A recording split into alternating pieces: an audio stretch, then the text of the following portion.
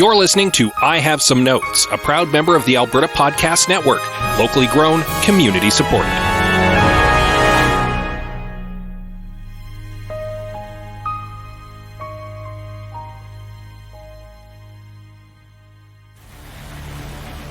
Hey Scott, I want to make a sequel to The Highlander. I have some notes.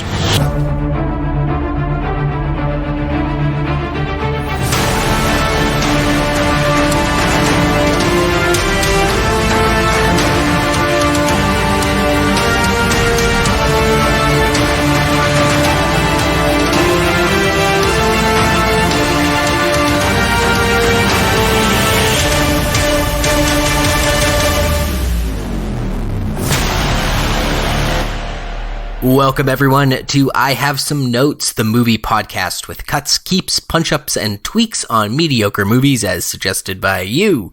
I'm your host, Liam Creswick. I'm Scott C. Bourgeois. I'm Greg Beaver, and I'm ready to talk about some hot garbo.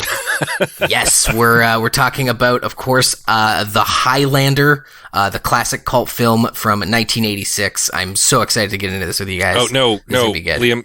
There's been a mistake. We're actually doing Highlander II from 1991. No, that's not the movie. Why would you make a sequel to Highlander? There can be only one. That's the tagline. It's the premise of the ending. What are you talking about, the Highlander 2? I don't know what to tell you, Liam. You're going to be really disappointed when you find out there's like 4 or 5 of them.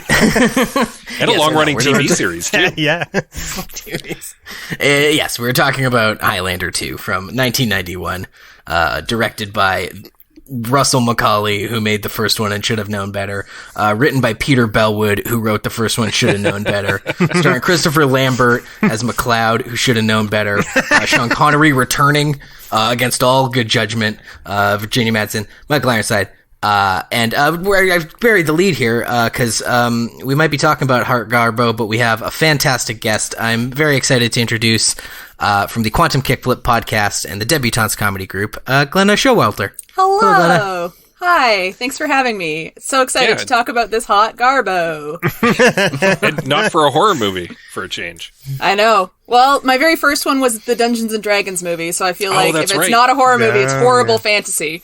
But in this case, it's horrible cyberpunk dystopia. So You gotta own your niche, right? Yeah. Now, I just want to say, we just came out of doing a double feature out of Don't Look Up and Armageddon, and we followed it up with a double feature of Eternals and then Immortals. And I can't help but feel like we're setting a bad precedent here. Because we went from a movie about alien robots who've been here since the dawn of history to a movie about aliens who've been here since the dawn of history. Yeah. I think my favorite part about this whole episode recording is that I had never seen the original Highlander until this week. Oh, so it was an excuse to catch up on some classic schlock. That flick was you said schlock and it threw me off. That flick was fun. It's fine. I think the thing is, I actually think the original Highlander movie is right in our wheelhouse of a movie that's fine but could be better. And the sequel is a real challenge because it is very bad. Mm-hmm. It is very bad, and it flies in the face of the first movie in a spectacular way. Mm-hmm. Yeah, it's kind of...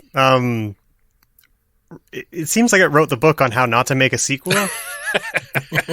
Like, it's hard to decide who destroyed the lore of their franchise more, like Highlander 2 or Phantom Menace. Probably this one. I'm going to give it to this one. I'm going to give George Lucas a break on this one. That's funny that you compared it to the Phantom Menace, because in my mind I actually compared it to Rise of Skywalker. Yeah, me too. Just a movie coming in and being like, hey, everything that just happened in the last movie, fuck you. Except, in this case, there's not even the excuse of a different director and a different writer being brought in. Yeah. It's the same people making the sequel, and they so completely miss the mark of their own movie. As I was telling you guys that before we started recording, that I watched a mini doc on Highlander 2 called Highlander 2 Seduced by Argentina, which is where they shot the movie. And it's free on YouTube if you are so inclined to. Fun fact: watch so is the movie itself. Yeah, we gotta get to that. But the writer talks about how he thought he was giving the fans what they wanted, which is an explanation for where the immortals came from, and then he says, "Turns out, maybe it wasn't a question that needs answering." And you're like, "Yeah, bingo, buddy! It did not at all." Yeah. From the horse's mouth. Hindsight being what it is. Yeah. Yeah. Okay, so we're all laughing, we're having a good time, and I'll say this, and I'll ask your feelings on it as well. I by no means did I like this movie, but I kind of loved it. Like, is this movie a so bad it's good kind of movie, or is it just plain bad? Like, Glenna, what was your takeaway on it in that regard? Like, so bad it's bad, or so bad it's good? I was really bored. Like, I did not have fun with the badness necessarily. I just was like, oh, this is another boring scene and another boring scene, and then John C. McGinley and Michael Ironside yell at each other for a little bit, and that's fun. Yeah, and then another boring scene, and like, yeah, I didn't have fun with it, but yeah, this movie is not well shot. There are sword fights between two shadowed, long-haired men in long coats, wielding virtually identical blades, and I could not tell who was fighting who during many of the climactic sword fights. Like, it's blandly shot, the color palette's just washed out, the special effects are not great, there's frenetic editing all over the place, and it's hard to follow, at least in the theatrical cut. From just a visual standpoint, which is unfortunate and makes it just painful to sit through. But you are absolutely correct, Glenna. Anytime Michael Ironside or John C. McGinley are on the screen, the movie cranks itself back up to 10, and you're like, I'm on board again. In fact, when I was thinking about, like, no, I feel like when I've been reflecting on it over the 2 days, I'm like, no, I think there was parts of it. I'm just thinking about them and the cyberpunk crow guys. And I'm like, no, the rest of it is boring. You're right. I just really liked that they had two hammy villains doing the same thing at each other. That was very fun. I'm like, why are there two villains in this movie of the same guy? Why not? Yeah. Because, Scott, you mentioned the theatrical cut, we should probably mention that all of us kind of watched different versions of this movie. We all intended to watch the theatrical cut. It just didn't work out that way. YouTube being what it is and not labeling things, accurately. So yeah, you can pay money to rent the Renegade cut, the remade version, made by the original directors because of all the drama they had behind the scenes in the first one. Buddy wanted to take his name off it, so they went and made a Renegade cut a couple years later. That is the one you can buy and rent. It is also available free on YouTube, as is the theatrical cut, as is a VHS cut we found. Yep. And so unfortunately, Greg and Scott watched the theatrical version. Glenna and I watched the Renegade cut. And then Greg also watched the Renegade cut. Yeah. And so happy to report, not really a huge difference. No, we exchanged notes. There's not really much different between them. And both versions are still pretty bad. Yeah. I will say that to me, the Renegade cut definitely felt like more of a movie. And the theatrical cut felt like a real bad B-movie mess. So there's a difference in feeling and tone to the two. But yeah, I can't imagine how it could be worse. Like, truly, I don't know. Like, it's really hard to visualize. Yeah, I mean, like they both ruin the mysticism of the Highlander. Like, whether it's aliens or time travel, it doesn't matter. Like, neither of those were particularly good ideas for the Highlander. Yeah. yeah. Well, let's oh, sorry. No, I was just agreeing. Yeah. The ding dang delay over Discord, really. Anyway, but nevertheless, let's go to the trailer. Let's let the movie speak for itself before we lambast it, if you will. we shouldn't. Don't cut that out.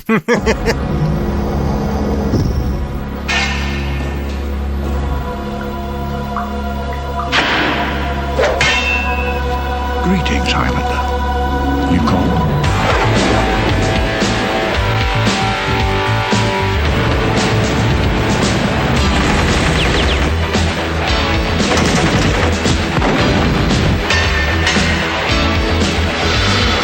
Let's have some fun. In all their centuries on Earth, nothing could have prepared them for the Quickening. Christopher Lambert, Sean Connery, Highlander II, the Quickening. When we last left Connor MacLeod, he had defeated the monstrous Kurgan, becoming last of the immortals. His victory bestowed upon him the entirety of human knowledge and a happy mortal life with his new lover. Now a feeble, meat-filled flesh sock like the rest of us, MacLeod becomes extremely concerned with UV rays, especially when the ozone layer disappears. Since sunblock is for weenies, MacLeod decides the best solution is to build a giant energy shield around the whole Earth.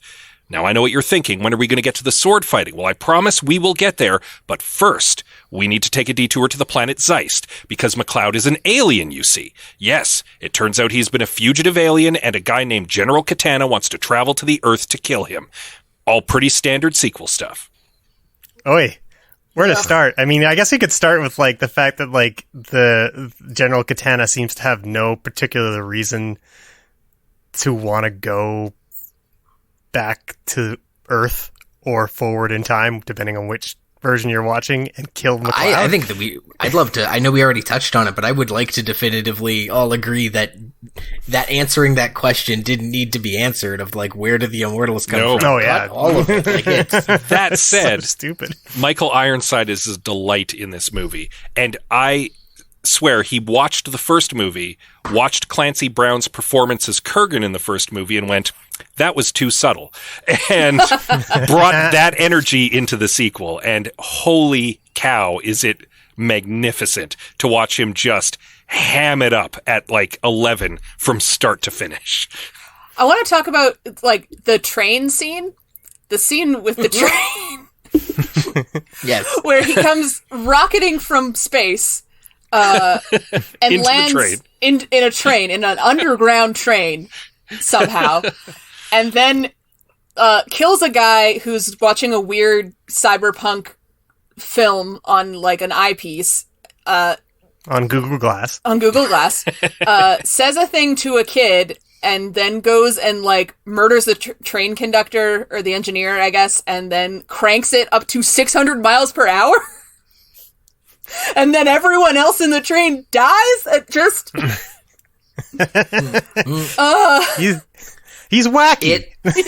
Well, what that seemed like to me, because there's the scene in the first one where Kurgan, like, grabs a car and starts driving with, like, a terrorized woman in the car, and he's, like, driving manically down the street terrorizing people. Mm-hmm. I feel like they were like, well, let's just do that, but again more. And bigger. And there was multiple scenes through this movie that were just, like, beat for beat from the first one. Like, it starts with him in an opera, like, or like he starts with watching wrestling in the first one. This one he's watching opera, but he's still sitting lackadaisically in a chair, and they tried to, like, repeat stuff for no reason. It's, or not no reason, as George Lucas would put it, because it rhymes. Yeah. Yes. It's funny. It's funny because, like, as bonkers and as, like, as much as this movie like separates itself from the original Highlander, it still has that sequelitis that most 80s, 90s sequels have, where they just try to make the same movie again but different. It's a trip. But yeah, the train scene was and really long too. Like, yeah. I love that in both versions, whether he's a time traveler or he's a alien, he understands not only what the train is, but how to drive it. Yep, and says he always wanted to do it. Yeah. Yeah, he's always wanted to do it. But nonsense. The Jetpack Crow guys were fun. I wanted more of them and wish that they died. My issue with that is that the fight with them is one of the fights that's really badly edited and is kind of boring because of that, and it really should have been an exciting fight. Yeah. But it's not, even a little bit. And then it ends with him getting kissed by an exploding truck.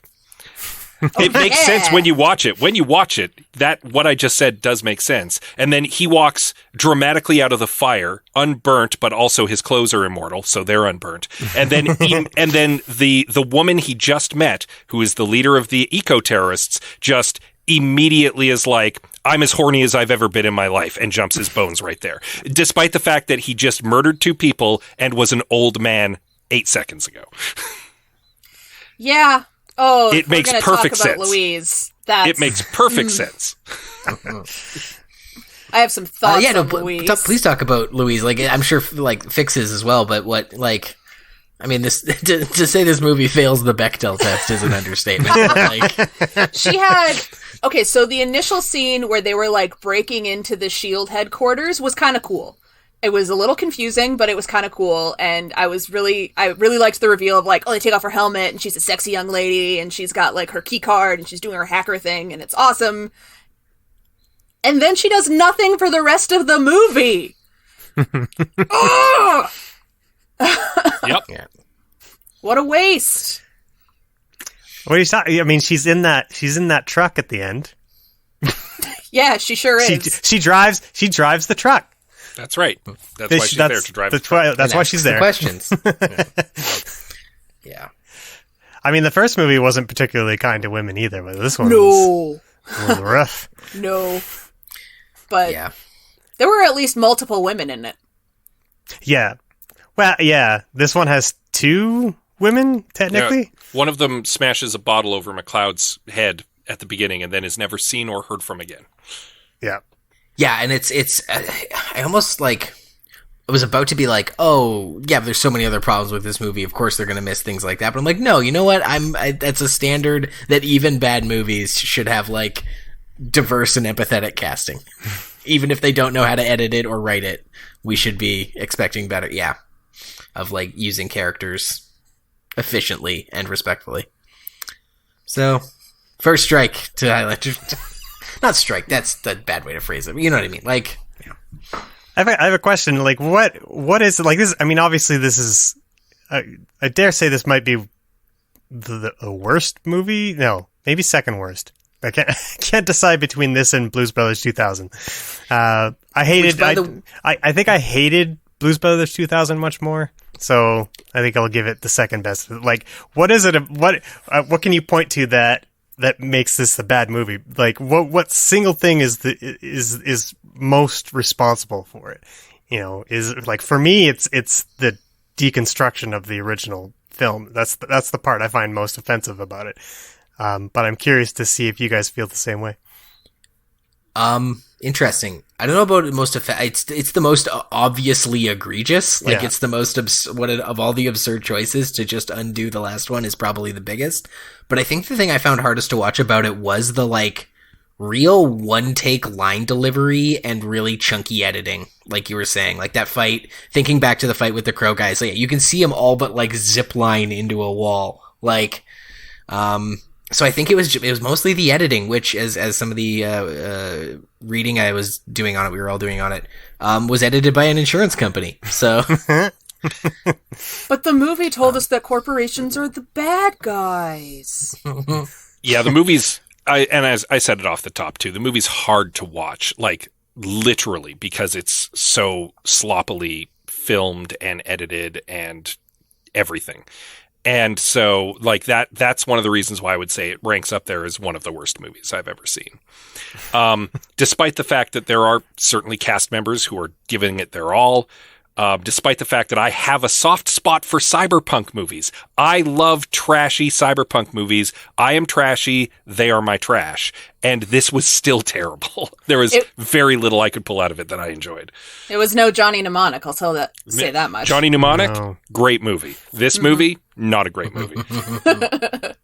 Yeah, I'm struggling to find any particular bright spot about the film. I do. Well, when I watched the Renegade Cunt, I did actually enjoy the opera sequence, but it still had the elements of, like, MacLeod being from the distant past and having memories before he was an immortal, which just takes all the magic and mysticism out of that whole thing. It just like instantly makes it not cool, which is unfortunate. That opera scene wasn't in the theatrical cut like at all? Oh no, it is. It's just in a different spot. Okay. Yeah, it's there. It's just not done as well. But other than that, like the high wire fighting scene, I did not like. It was like we were talking about earlier. Like they don't really fight each other. They're just on wires, and every once in a while they connect. It's mostly MacLeod hiding from them. There are almost no sword fights that I would say that are exciting. I didn't get excited about the Ramirez fight. Oh, we have yet to talk about Ramirez. Yeah.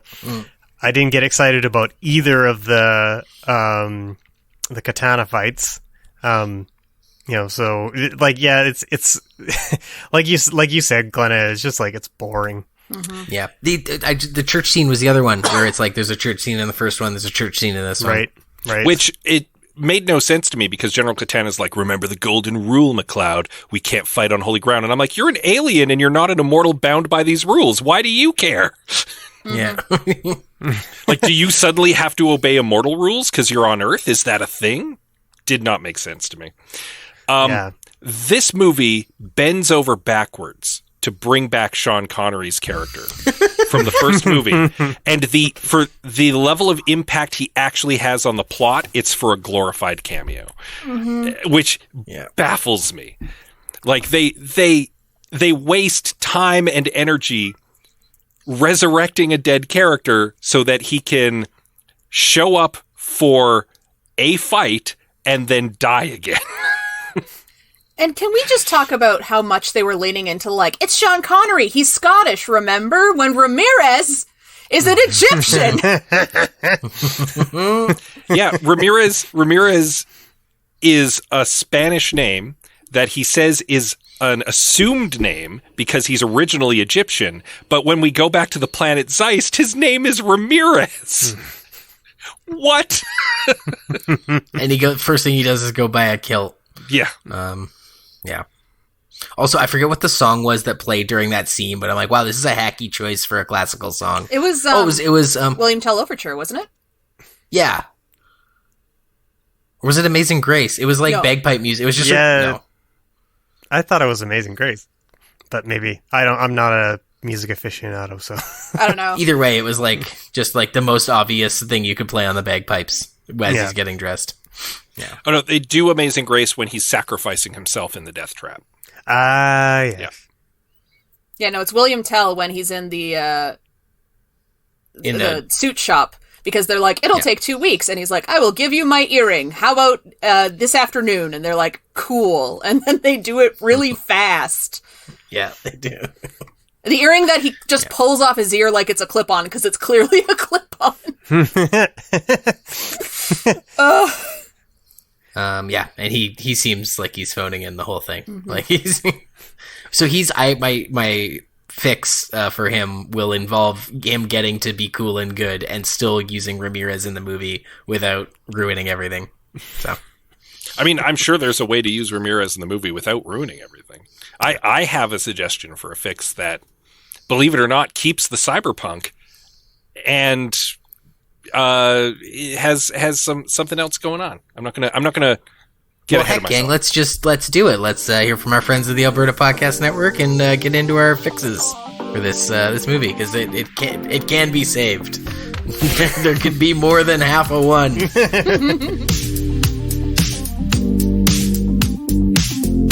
What's the Chismis? A new podcast with an inside look on the Filipinx identity in the diaspora. Chismis is the Tagalog word for gossip. Subscribe to hear weekly episodes about disappointing your parents, breaking it to your friends that you're not Italian, trying to figure out why you punched a car, and much, much more. What's the Chismis is produced by CJSR, Edmonton's campus and community radio station. Download it wherever you find podcasts and on what'sthechismis.transistor.fm. Chismis spelled TSISMIS.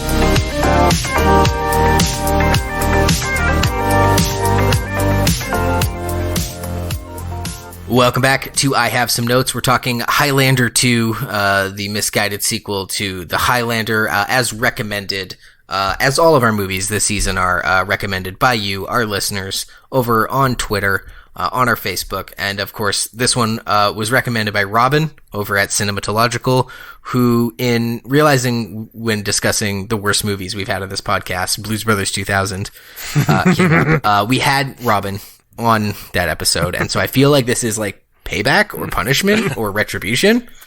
Either way, Uncle. I'm sorry. I said I was sorry. I made you watch Blues Brothers 2000. But also we're gonna kick it off with our beloved fans and listeners.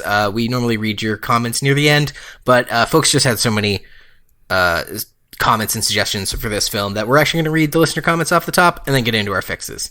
So if you want to get in on the notes having, please follow us on social media at I Have Some Notes, on Twitter, and on Instagram at I Have Some Notes Pod. Follow us on Facebook. We'll ask for your suggestions and what have you, and then we'll read them out like this. Married with TV says, the planet Zeist is holding a galactic dance contest and there can be only one fabulous immortal dancer to win it all. Can Christopher Lambert dance? That's the big question. Wasn't that always Colin's thing of like making a musical? Mm-hmm. Yep. Yeah, that's right. This movie wouldn't have been much worse for it. We'll put it that way. Yeah. Michael Senchuk says, I wonder if there can be only one is the most used movie quotes in North America. I used it before I even saw the movies, so... Yeah. I don't know if it's the most used movie quote in North America, but it's definitely the one quote everyone knows from Highlander. Yeah, it's one of those fun ones that precedes anyone having seen the movie. Like Glenna was saying, yeah, I didn't see this movie till this week, and I had heard there can be only one. It transcends the movie itself. Yeah, it's kind of fun. Andrew Craig comments, if you had to make a sequel, make it a prequel. You lose the ultimate quickening aspect, but make it more personal battle for Connor. That's definitely one of the more obvious fixes. And I to risk treading into our territory, I'm pretty sure at least one or two of us also are going to pitch a prequel on this. But that's the obvious thing. The first movie ends at the end, but he's lived a whole lifetime. Why not set a movie earlier on in his life? Yeah, there's so much, like, he lived for, 500 years, yeah. Right? Mm-hmm. There's so much to pull from, and so many interesting time periods to explore.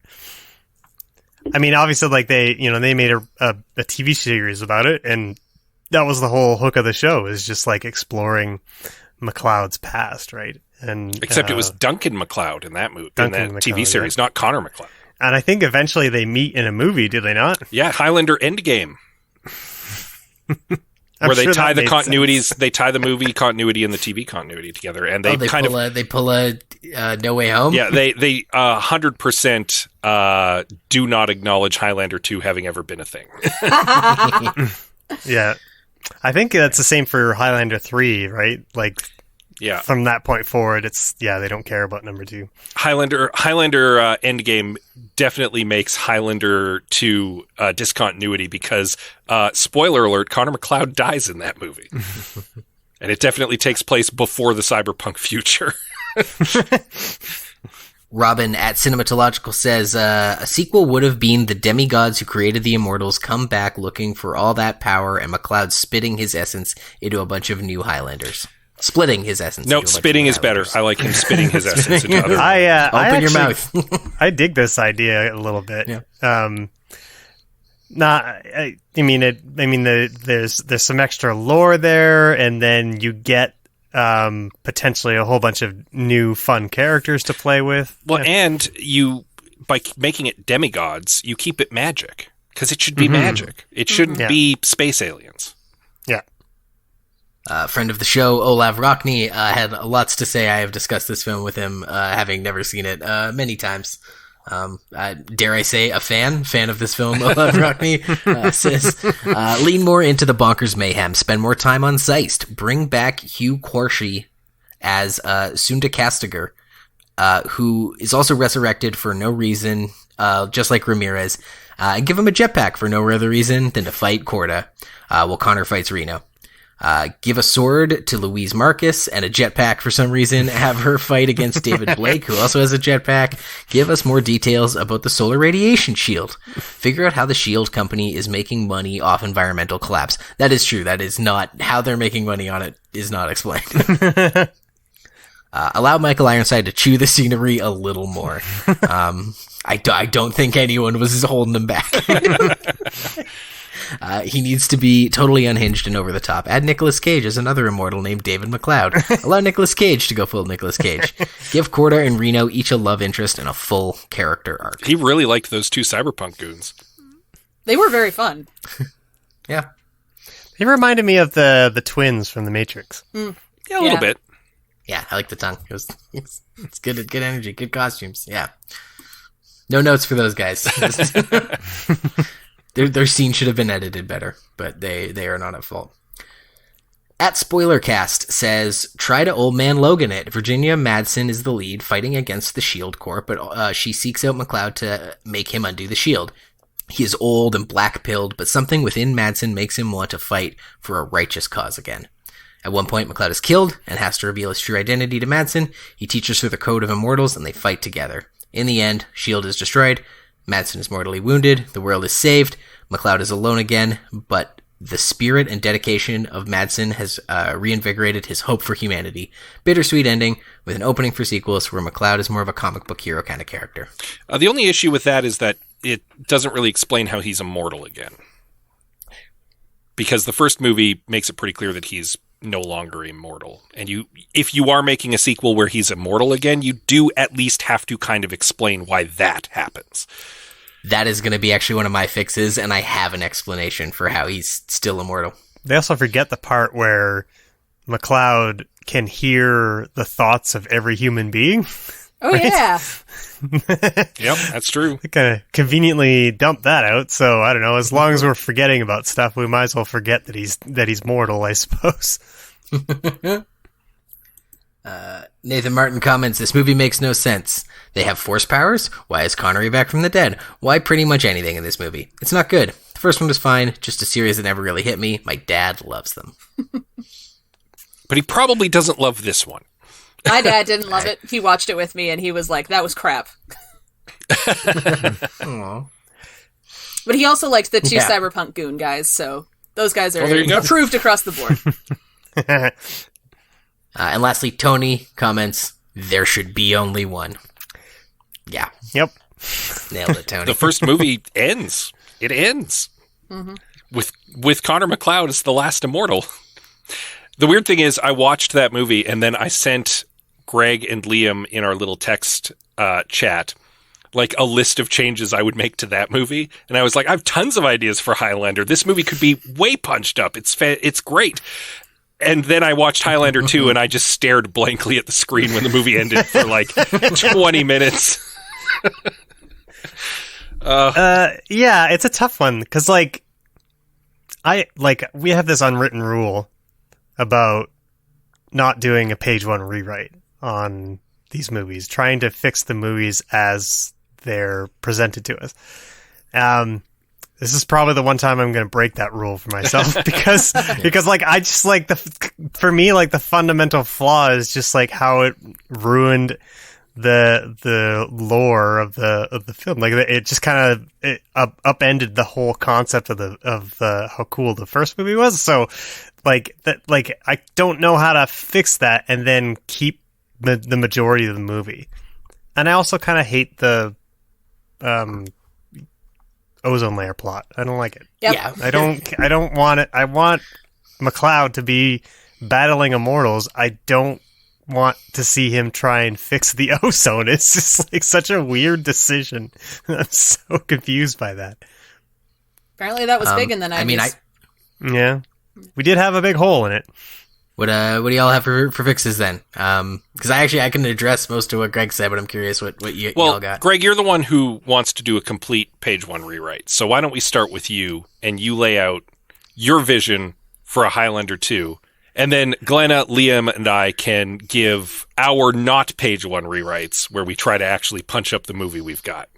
Sure. I kind of wanted to set a sequel in 15th century Japan, just like over like 100 years after the events of in Scotland in the first Highlander. That seems like a kind of like a neat place to go, just because there's a slight connection with his sword that he's received from Ramirez and stuff like that. And after the death of his wife, there's kind of an opportunity for him to be wandering and aimless and not sure what to do. You know, he spent his entire life with this woman, and she dies in his arms, and like he's having to come to grips with like what a lonely existence being an immortal is. So he just finds himself in Japan just as like a common foot soldier for like the shogunate or something like that, you know, and he ends up apprenticing a young immortal and just tries to do for that young immortal what Ramirez did for him. But the hook of it for me is like he fails, he kind of like fails spectacularly at it, you know, like the other advantage of doing it this way is like you still get to bring Sean Connery back, because you can have MacLeod go to flashbacks of him and Ramirez together, because you don't really know how long they were together. Like in that movie, it could have been like a decade for all we know. They could have been hanging out, so they could have had a bunch of adventures that you could flashback to. But the way I see it is like this young immortal is just like he's got like he's too eager, and he's got like an enormous ego, and training him is very difficult, and he can't bring him to the same calm level that Ramirez did him. And ultimately this guy just becomes obsessed with becoming the one. He seeks revenge for maybe like the death of his family or something like that. Maybe there's like another menacing immortal, sort of like Kurgan, but he's, some sort of, ruler in Japan. And the two of them kind of have to team up to kill him. But in the end, like his apprentice turns on him, sort of, Star Wars style. So you get this sort of like bitter sweet ending where he was trying to do the right thing, but just couldn't live up to the shadow of Ramirez. Yeah, that's a good story for sure. At least the spines of a perfectly reasonable story that honors the lore and is coherent.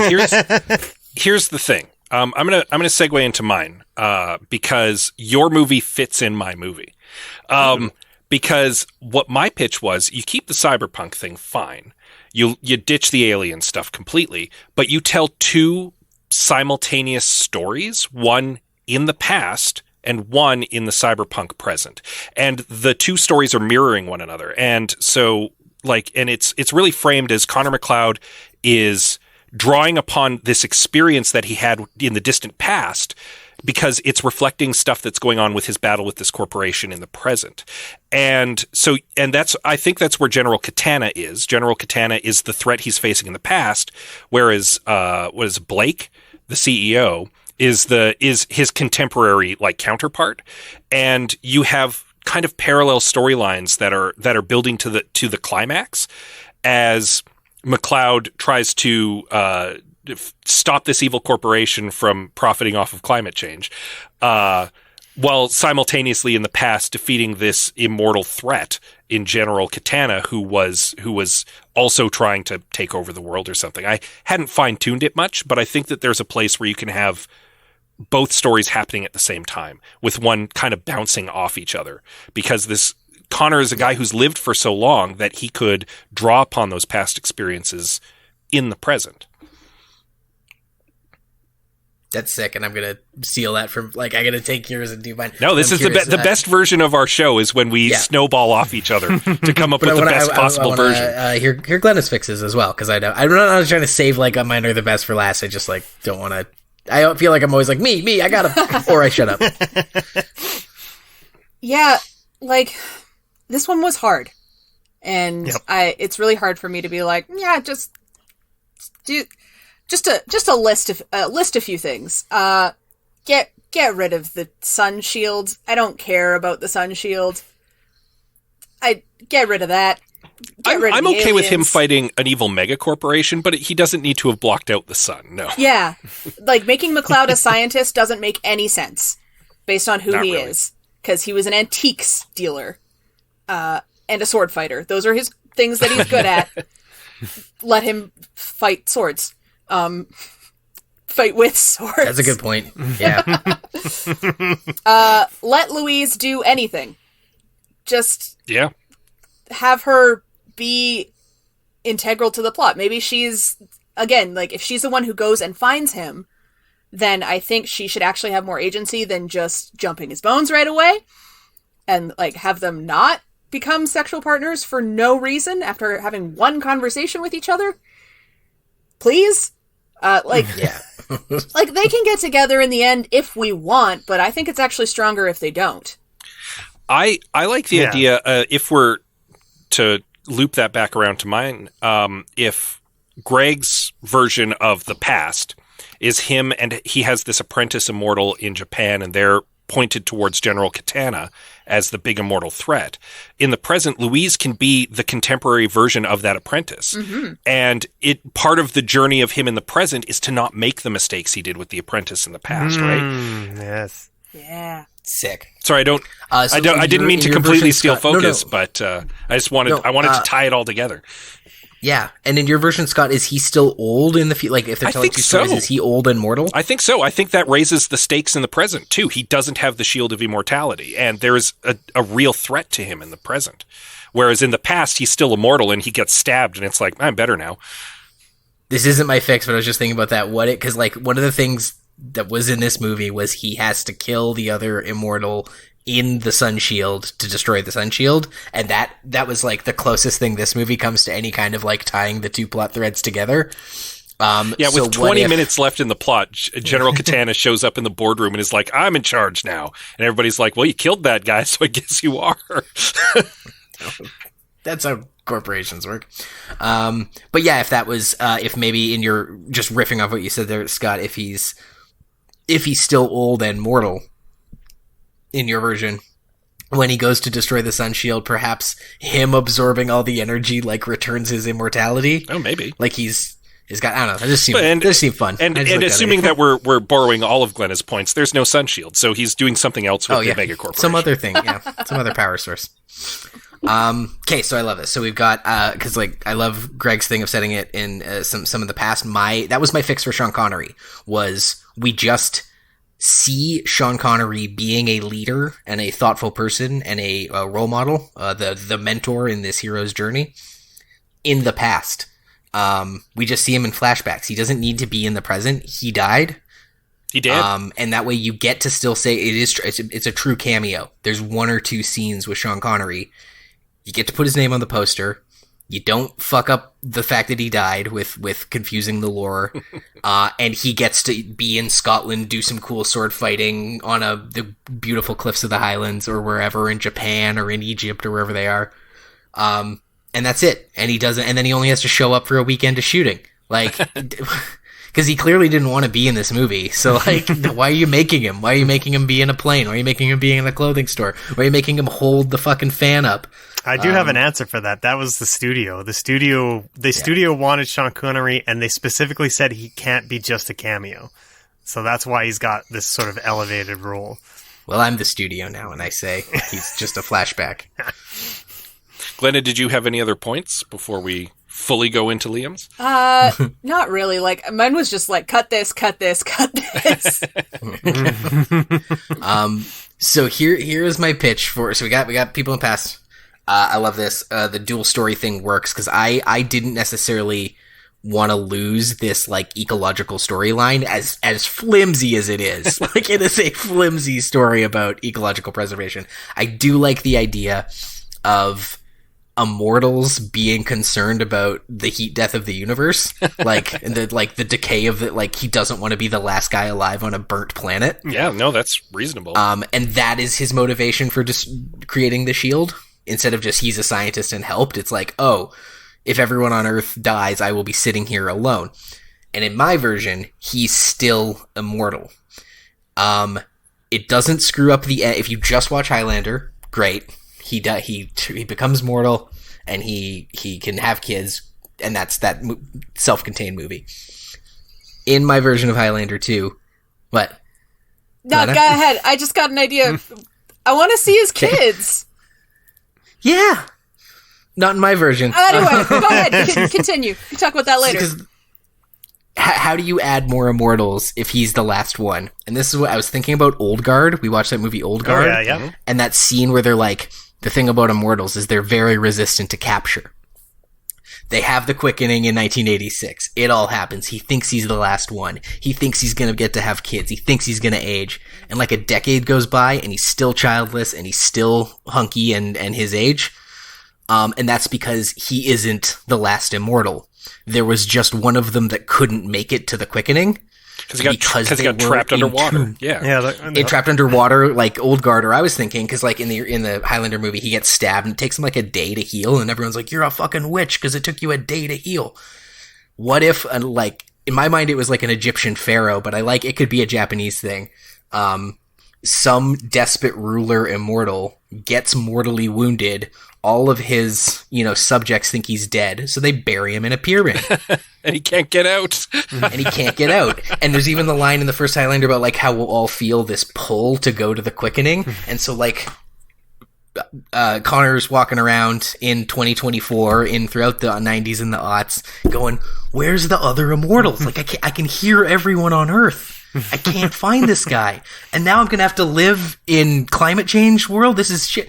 And that's how you have someone to stab at the heart of the Sun Shield, is eventually this, and it's Michael Ironside. He was trapped in King Tut's tomb or whatever, breaks out eventually and is like, "I need to get my quickening on," like big Ponfar energy, and like, just like, "I gotta fucking kill this guy."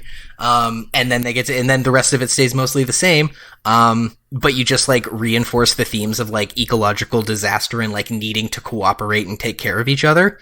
That can be reflected in the flashback with Sean Connery. Maybe that can be reflected in whatever egregious crimes of the past, the villainous, immortal, be it Michael Ironside or otherwise, Katana, it was guilty of, like plagues of Egypt, right? Like maybe he's causing droughts.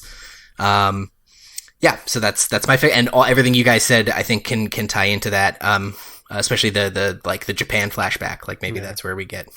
I really dig that kind of like the potential of the cold open for that version of the movie, where you have like almost I want to say mummy-esque, where like you have like someone basically being exiled and buried alive, and then the last shot before the cold open is over is just the dude opening his eyes again, just realizing how fucked he is. Yeah. Because that was the only way I could think of getting another immortal in this without aliens or time travel, is like, well, there just wasn't one. He just didn't win the quickening. He didn't win the prize. It's not great, but it doesn't undo as much of the last movie. I think the only sort of like quibble I would have with that is that it only really allows for the potential for one sword battle with one immortal. So this guy eventually gets to 20. I didn't want to keep rambling. When this buried Egyptian king or Egyptian pharaoh or Japanese emperor or whatever guy got buried eventually goes to make a city one or whatever, cyberpunk time. Yeah, he gets a cyberpunk gang and has cyberpunk minions, and he can have them like energy blade sword fight against this thing. And the thing I had forgotten about that I loved about your pitch, Greg, was that Japanese sword that I forgot he had in the first movie. So I'm that's why I'm like, I think he's not buried in a pyramid. He's a Japanese ruler who gets buried, and then it all ties back to the sword. And also like cyberpunk and like Asia have a lot that can work together. So it's like you just get more, yeah. Could he be Hattori Hanzo, the actual creator of the sword? Oh yeah, that's good. I think sick. Didn't he say Masamune was it Masamune? Yeah, sorry. Who's Hattori Hanzo? Did I just make that up? That's fair. He could. There's no reason he couldn't be in Japan in the cyberpunk present, in Japan in the past. Like that could be one of the things that's tying his memory of being here last time is why he's remembering this previous adventure he had there. Oh, thank God, this guy's a real guy. I thought I like made up or I just like made a reference to a fucking video game character or something. What, Hanzo Hattori? Yeah. Yeah, no, he was a real guy. Was it? Yeah, it was. You're right, though. It was Mazamine that they said that built that sword. Yeah, that works too. Either way, yeah. So the only other note I had was like the it's not a page one rewrite, but that documentary you watched, Greg, about seducing Argentina. That I bet that documentary could have been bigger and better and cooler and kind of like a Jodorowsky's Dune, if when the economy of Argentina, I was about to say Argentina. If when the economy of Argentina collapses in 1991 when they're filming this movie, which is why that's what I was reading on Wikipedia, like they experienced hyperinflation, so it suddenly went from a cheap place to make a movie to a very expensive place, and why the final version of this film was edited by an insurance company. Yeah. What if this just like was the death knell of this movie? It never gets made. It's got all these bonkers ideas, and then 20 years later, somebody just makes like a Jodorowsky's Dune type documentary talking about the Highlander II sequel that never was because the economy of Argentina collapsed. Whoa! And they're like talking to the guys, and they're like, "Yeah, man, we're gonna do aliens, but also maybe that wouldn't have worked. I don't know. I think we could have made it work." And then it's like, "Oh, they were gonna justify it with aliens. That's so cool!" Like, because they didn't actually have to execute it, so. Yeah, no, taking it down a completely different route. When you mentioned that, like, he could have kids, I was like, why have we not looked at the idea of MacLeod's kids? Because that could the kids be immortal? Exactly, the kids could be immortal, and it could be like you get new actors. Yeah, in like there. Maybe it turns out that the Highlander is kind of like a cycle more than anything. Mm-hmm. Yeah, maybe get an actual Scotsman. That would be, that's actually a nice fix of mine. Like, don't get me wrong, Chris Lambert is really fun, but getting an actual Scotsman to play a Scotsman would be great. Sure.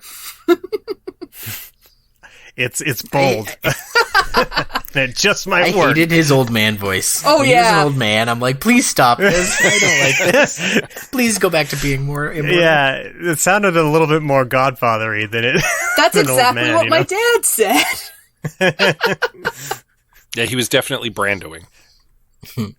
He's like, I kind of wonder, like, on a Chris Lambert joint, like, did they have to, like, have several microphones pointed at him? Because it seems to me like he whispers all of his dialogue.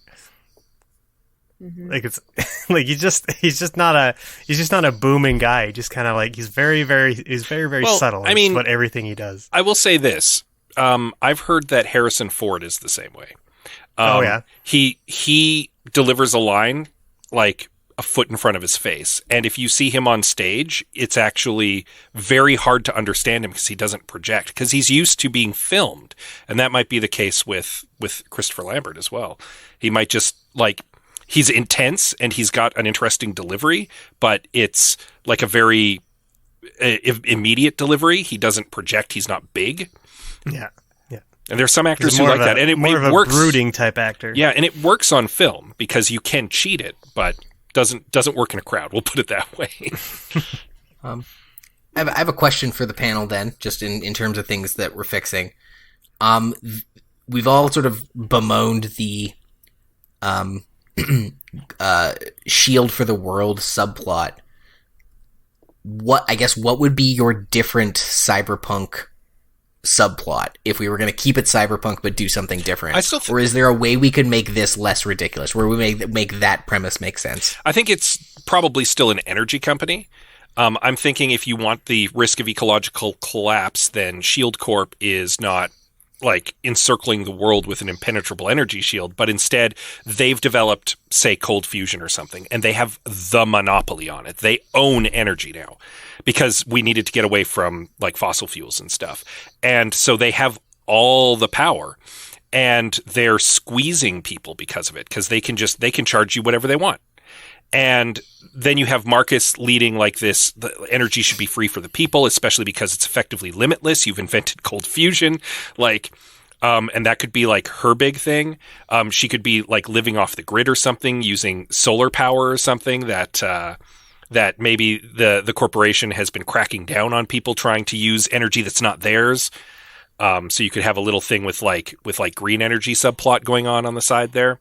And then, Connor MacLeod ends up getting roped into taking down this energy giant that's squeezing the world and probably not really helping the environment. And then it could Japanese emperor did 500 years ago. Yeah, and you could even turn out that they're actually not being that much less polluting than the fossil fuel industry was. Like maybe there's some sort of off-gassing for their technology that they're not making public, which is actually worse for the environment. I don't know. I think they should, if you want to keep the eco plot there with the cyberpunk plot, which I'm down with, I still think they could be like an energy giant or something. I think you basically described carbon offsets, Scott. Yeah, more or less. But yeah, they could be, basically they're a stand-in for big oil. Yeah. If we're leaning that direction, I want to see more of Cobalt. Because there's this secret organization that is supposedly led by Louise Marcus, which is given a lot of lip service, but we never actually see them except for that opening scene. And I think that we could actually have like a group of people. Because, okay, so here's an emotional beat. So the first movie was Connor MacLeod learning how to love again, like to a certain extent. I feel like this could be Connor MacLeod learning how to trust people in a team. And then, how to lead again, maybe. Yeah, or how to lead again, or like find camaraderie in that way. Because if you're tying it back to...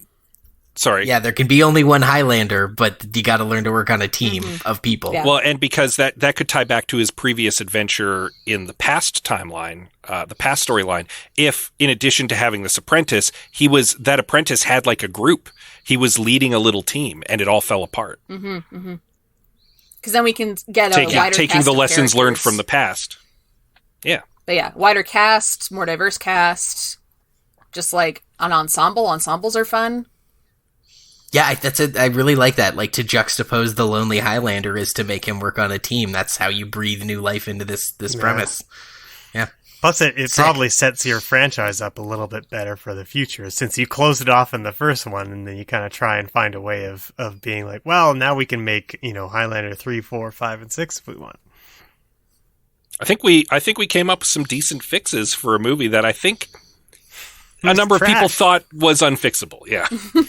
0 on Rotten Tomatoes. Oh, man. Not an audience, but the critic score was 0. I'd never seen that.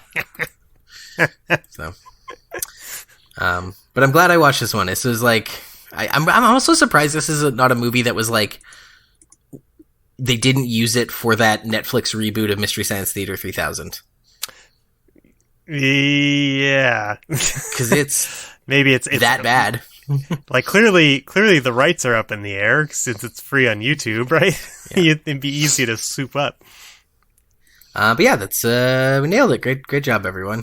And thank you very much, Glenna, for joining us. Appreciate you being here. Yeah, thank you for having me. It's always fun. Yeah. Sorry you have to keep coming on for such terrible movies.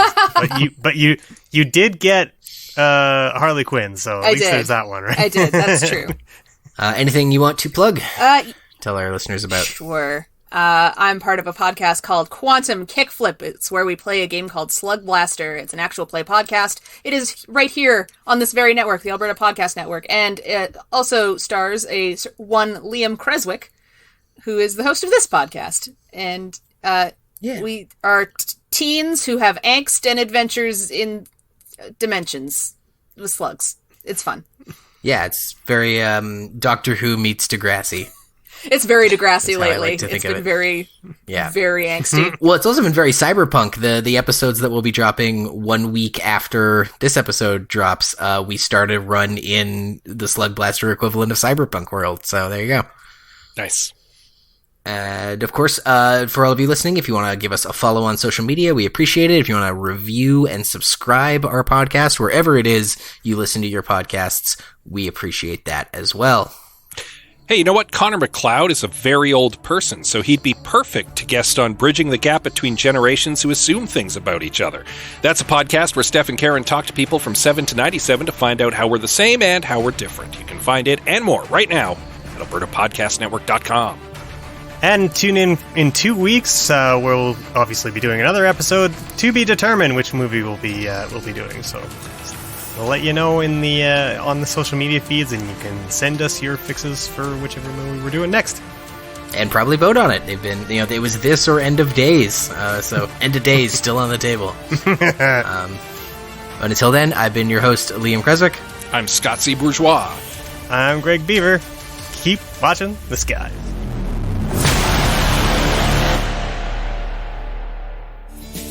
Hi there, I'm Brendan, a certified home inspector with Rumi. Do you have a problem that needs fixing? Whether it's big or small, inside or outside, let me help you find out what's really going on. You can call me by phone, or we can take a look together over video chat. Visit rumi.ca, that's RUMI.ca,